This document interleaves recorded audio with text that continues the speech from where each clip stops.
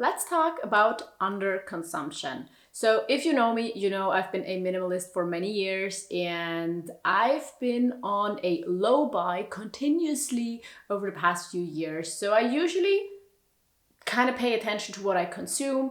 And now this TikTok, I think it originated on TikTok, trend came along and I want to talk about it. While recording this video, I'm gonna try to fix my sweater. I've only had this for 2.5 years, but I've worn it so much, so it has a hole now on my sleeve. But I want to use it for longer, so I took some yarn. It's not the exact same color, but I think it will be fine. I thought about using a complementary color, but I couldn't find one that I liked. So I'm gonna try to fix this hole to make this sweater, usable again or usable for longer, because I could wear it with a hole, but then the hole is gonna be bigger in no time. So what is underconsumption? So I think the trend is called Underconsumption Core, which makes me think it also has a bit to do with aesthetics. So it's about looking like you underconsume. So underconsumption is the opposite of overconsumption, which means that you, of course, try to not consume so many things, which results in you using the same thing for a longer time, reusing things, fixing things, and just maybe in general not using so many things. And if we look at it from an environmental, ethical standpoint, I think it's a great idea. And if you know my channel, then you know that my life is basically under consumption core. So before I want to show you a few things from my life, I do of course also want to say that I agree with all the people that say that this is normal consumption. Like, it's not normal what we sometimes see online. And that is also why I think we have a huge overconsumption problem as a society, not because the way we consume is normal, but the way we consume or we see is consumed is overconsumption. We consume too much. So these people that fit the underconsumption trend are actually people that consume in a normal way, that maybe consume in a sustainable way, in a way that people have consumed and will be able to consume in the future, will be able to use things and replace things and get things. And the other thing is that certain people are saying like, that maybe the trend is not that great or it feels a bit bad because that's just reality living in poverty. And the income I had during the past few years was like defined as poverty, even though I wouldn't say I was in poverty because I still had savings. But that also made me rethink a lot about what I can afford, and I would use my bike instead of public transport because public transport costs so much money, even though it's of course not so expensive. I don't have a car, and I've sometimes reused and used solutions that didn't work anymore really just because I did not have the money or I did not want to spend my savings on things that, you know, that just break during everyday life. I would really pay attention at the grocery store. I would never eat out. And so I've had a bit of experience with not having that much money, especially like having a low income. And I wouldn't say that this trend is necessarily a bad thing or making fun of poor people, because I think it's very necessary for people with more money to see that this exists, to see that that is normal. Or let's say not even necessarily people with more money, but people that think the way that influencers show consumption is actually normal. You wouldn't believe how hard it is to talk something that makes sense and fix something at the same time. Like, it's not just about fixing, it's with everything that you do while recording a video. It seems that one of the two is not going to work out great because you cannot focus on two things at the time.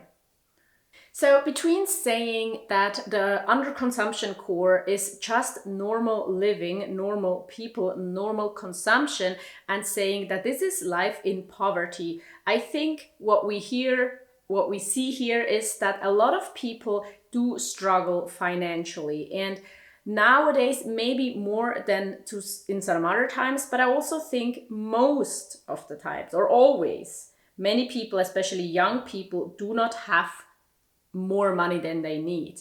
They're not the people that can afford everything. But then at the same time, they are the people that are targets of marketing more than anyone else maybe, or also because you're just not 100% sure of yourself, of your style, of your needs, and you are tempted to buy into consumerism, to buy into advertisement faster. I think that is one of the reasons why I think this underconsumption core trend can actually be helpful. So what I mean by that is, if we can be present, if we can make these little silly videos, if we can show the things that we've kept for 10 years, the things that we're using, the things that we got secondhand, the improvised solutions that we have, our old cars, not having a car at all, not using 100 skincare products, but maybe just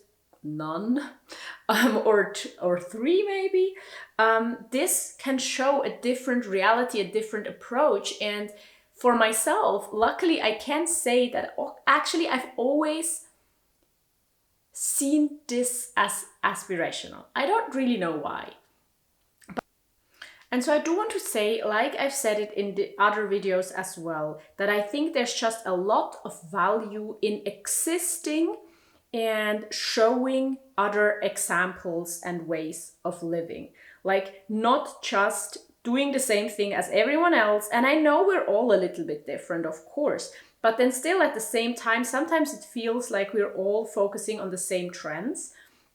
And so I think it's just so beautiful seeing different possibilities, because not all of us are creative enough kind of to figure out from ourselves what we want and what's important to us. And so I think it's already so helpful if we can see different role models and different options, which then can help us figure out what we authentically, just for ourselves, maybe like. And so this underconsumption core can be a first stepping stone to see, like, oh, well, I do not need to buy all of the things that are trending. Actually, it's pretty cool to use old solutions, to use hand-me-downs, to have old things that show wear. What do you think? Is it super ugly or is it turning out okay? I'm not sure. Let's hope it's gonna be fine when it's done. This is also where maybe I want to share some things about my own life of underconsumption. And maybe I'm going to show you pictures and videos. Maybe I'm not going to have enough time because I'm going to go on vacation soon. And this is one of the videos that will go live while I'm gone. And I really am in a time crunch. So I don't know. Let's see. So how is my life under consumption core? Well, being a minimalist, I think, is already the first step, because it means I'm thinking about what I own, not necessarily maybe about what I buy in the first step. But I'm already trying to like not stuff my home with everything. I'm not trying to own everything. But then, and that's definitely true for my lifestyle as well, I also started really thinking about what I consume. And that is where the whole underconsumption really starts. Through my continuous low buy, but also my value of sustainability, I've started to really only buy secondhand if possible, and rarely buy something new. Now, because I've been an influencer for some years, that also kind of shows this other part. I've gotten some things for sponsorships, especially clothes.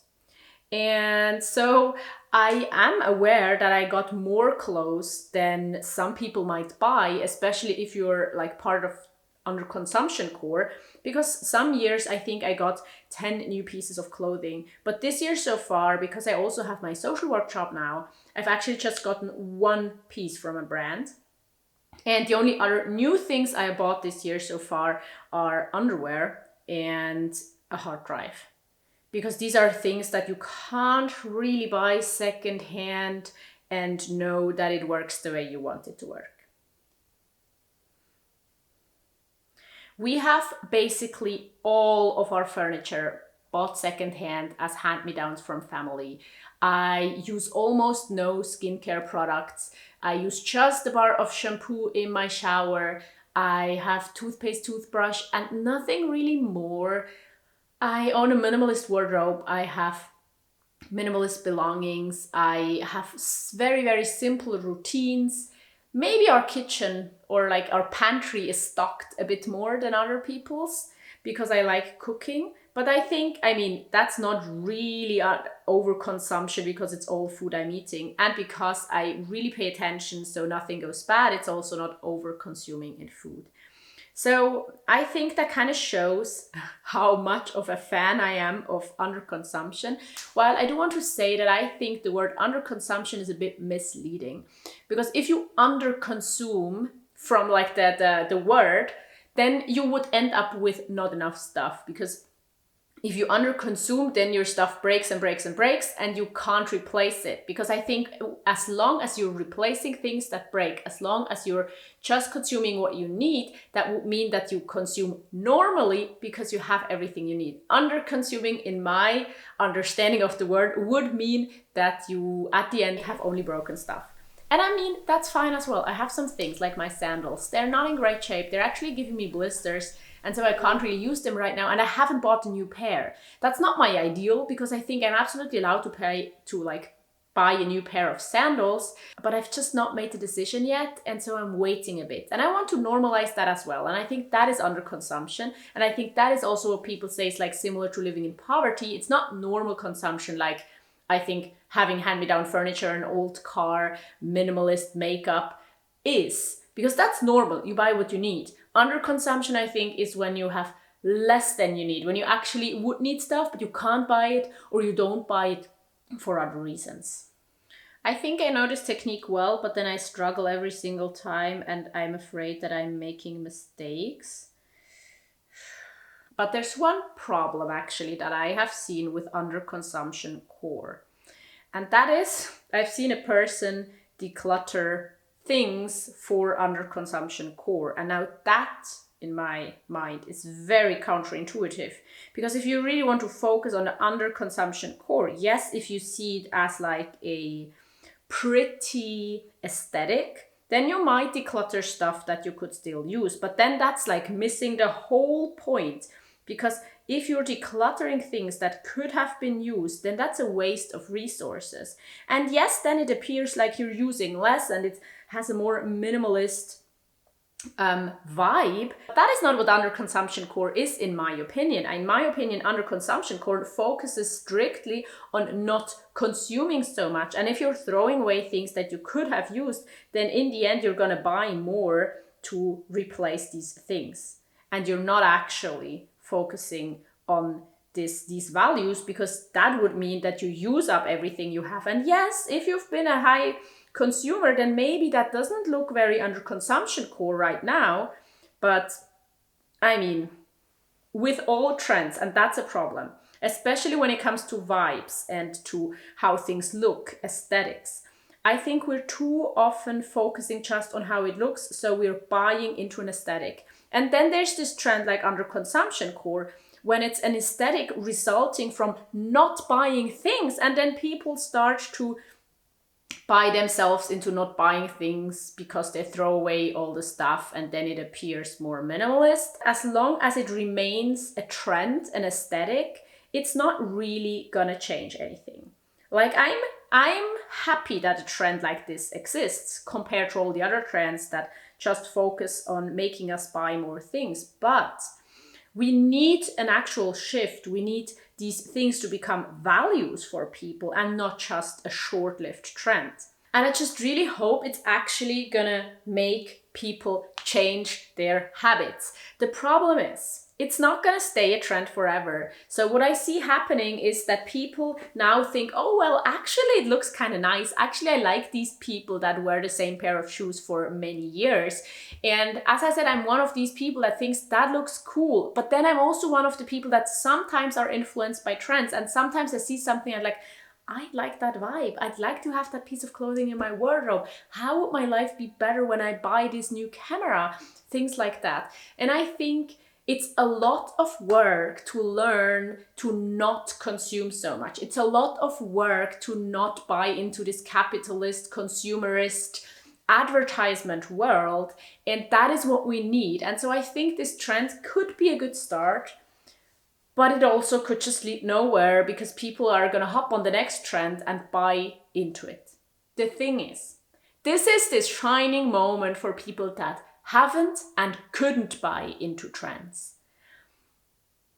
And they can't hop on the next trend because that would either sell their values or is not possible because they're actually living in poverty. And so if this underconsumption core trend is something that looks good to you, that feels great to you, I think why not jump on the train and remember that owning things for a long time, cherishing things, fixing things, using things that other people have used before, and just, thinking about what we actually need is really, really beautiful. And if this shows you a different reality, think about your consumption habits. And if this makes you change your value, that would be amazing. And if you're one of these people that have been consuming like this for a long time, that have been consuming normally, sustainably, then isn't it just great to see that now this lifestyle has a bit of a moment where other people can see it? Thank you so much for watching this video. I do want to share another video with you here that you can watch now. I also want to say thank you so much to all of my patrons who get an extra podcast episode every single week. Right now, this is how it looks. I don't think it looks great. I'm gonna make it look a little bit better. So thank you. Hope to see you there, and goodbye.